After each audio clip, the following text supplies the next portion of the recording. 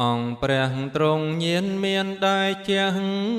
សំដែងប្រាប់ព្រះអានន្ទថារតេះដែរចាស់បទៅណាទៅបានដោយសារអមឫសីតថាគតចាស់ក្រមគ្រាហើយមនាលអានន្ទណាយមានមមអីដូចរតេះចាស់អមឫសីវស្សាឆ្នាំថ្មី80ហើយក្រោយព្រះអានន្ទទ្រង់ចេញផុតពីព្រះសម្ពុទ្ធមិនយូរឡើយក្រោយភ័ន្តតាហាថ្ងៃត្រង់ហើយមាមិនកន្តើយគាល់សង្ស្ដា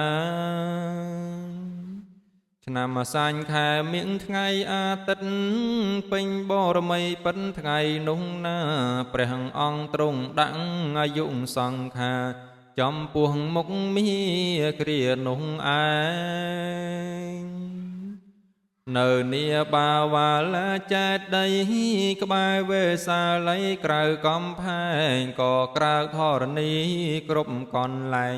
ក៏លន់ខ្វាន់ខ្វែងខ្ទអាកាសក្រោយមកពីខុងជួបជុំគ្នាអង្គព្រះភង្គវាទ្រង់បានត្រាស់សំដែងគាថាអង្គចាណាស់រំលឹកយ៉ាងច្បាស់ត្រាស់ឱវាទទ្រង់បានត្រាស់ថាសង្ខារទាំងឡាយតែងតែអន្តរាយវិនាសខូចខាតចូលអ្នកទាំងឡាយកុំបីប្រមាទ